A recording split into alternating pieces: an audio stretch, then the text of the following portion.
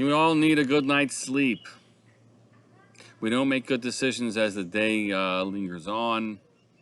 Our thoughts get cloudy, we get uppity. When we're hungry, we make bad decisions then too. And the wise path is that a good night's sleep will make a difference. That is, in fact, a lesson that emerges from the Parsha, at least as Moshe thought things should be.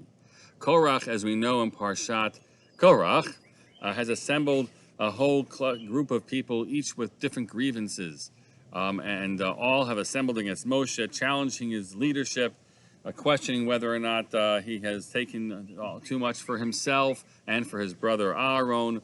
And Moshe understands fully well what they want.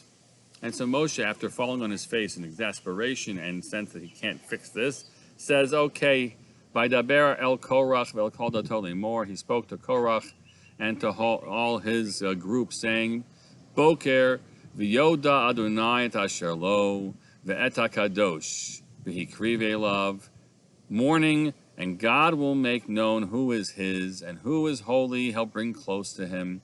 V'teshivchar bo yakriv elav. And the one whom God has chosen, he will bring close to him. This is what Moshe goes on to say. Tomorrow there's going to be a real test. Everyone's going to bring a frying pan, put incense in, and God will choose the one who's holy, but the rest of them will not be chosen, and at their peril. And so Moshe, what is Moshe saying? Why Boker? So there are various interpretations that are offered. One is Boker is sort of saying, he's trying to say to them, this has been chosen by God. God sets rules into place, and they're his. Just like night and morning are God's choices, and time is as it is. You're not going to change who God chose to be, Kohen and Levi and leader, and that's the way it is.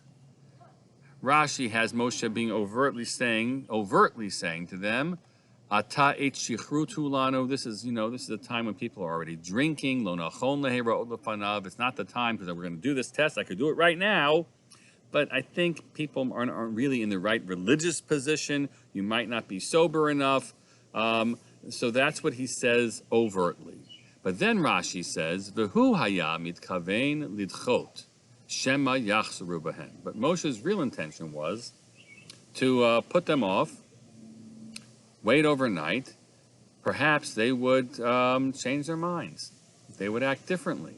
They would not be so foolish here, right? This would be it's a terrible mistake they're making.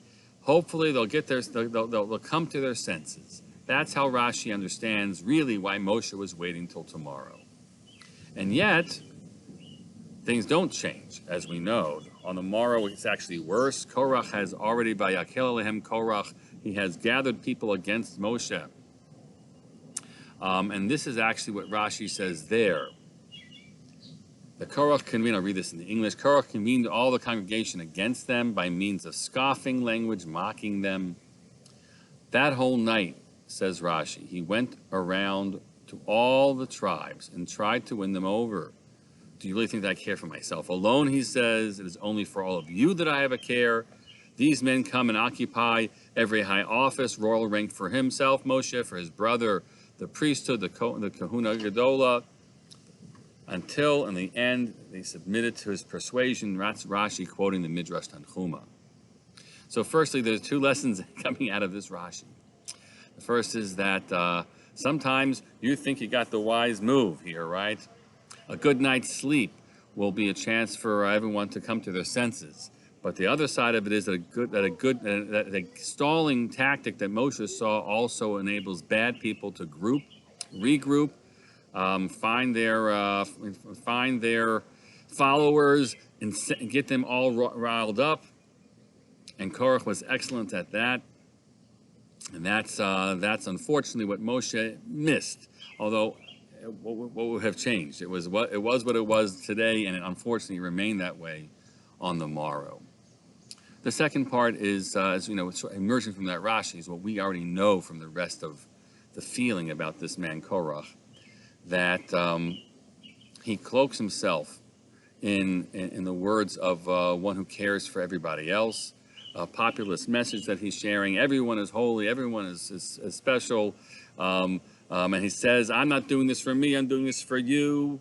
That's the message he tries to convey, but unfortunately and sadly, he's like so many other people that we've seen over the course of history who speak in that language, but really they're only interested in their own power, gaining their power and having it for themselves. All the lofty language, all the universalistic language, all the words about equality really aren't about equality for anyone other than that leader. He should take the power for himself.